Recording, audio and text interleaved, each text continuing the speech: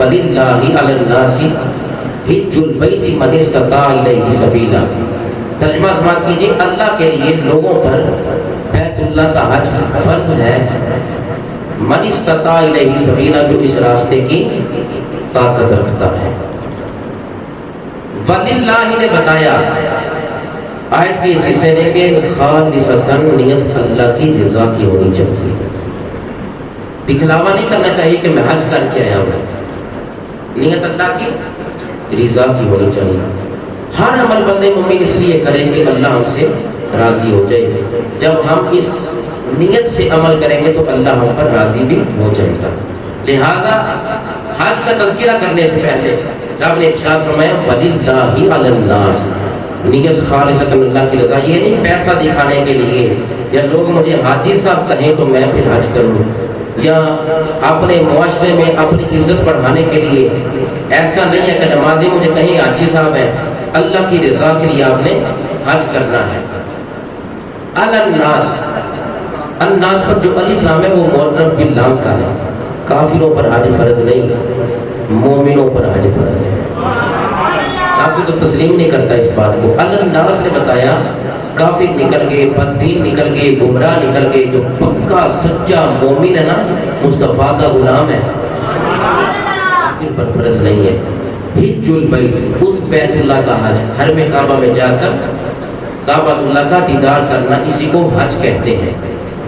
من استطاع الیہ سبیلا، حج اس پر فرض ہے جو اس راستے کی طاقت رکھتا ہے۔ اب مجموع الزوائد کی یہ حدیث ہے، آج عورتیں کہتی ہیں ہم نے جانے جانا، تم جاؤ یا نہ جاؤ اپنے شوہر کو، ان کے متعلق نبی علیہ السلام کی سخت وعید ہے۔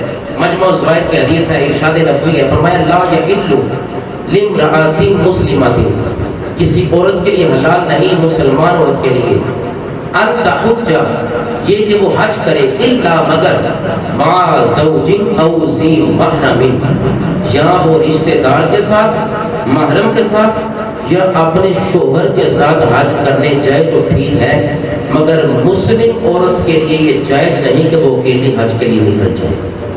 یہ مسئلہ یاد کر لیا۔ حضور کے حدیث ہے اگر عورت جانا چاہے تو شوہر کے ساتھ جا سکتی ہے یا محرم کے ساتھ۔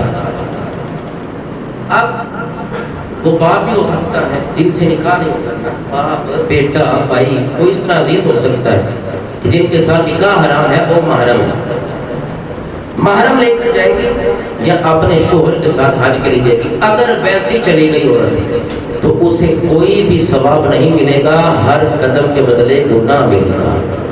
لہٰذا عورت، اس کے لیے یہ جائز نہیں کہ وہ مرد کی اجازت سے پڑھ کر وہ کعبۃ اللہ بھی جانا چاہے تو نہیں جا سکتے۔ نبی علیہ السلام نے ارشاد فرمایا، فتح الباری شرح صحیح بخاری میں ہے، نبی علیہ السلام نے ارشاد فرمایا مسجد نبوی اور حرم نبوی کی یہ فضیلت ہے کہ فرمایا نہ زیادہ برکت رکھ دے مولا کعبۃ اللہ سے مسجد نبوی اور حرم نبوی میں۔ دعا کیا ہے؟ اللہم اجعل بالمدینہ ضعفی ما جعلت بمکہ من البرکہ، الہی جو تو نے برکت مکہ میں رکھی ہے نا، مکہ سے زیادہ مدینہ میں برکت رکھ دے۔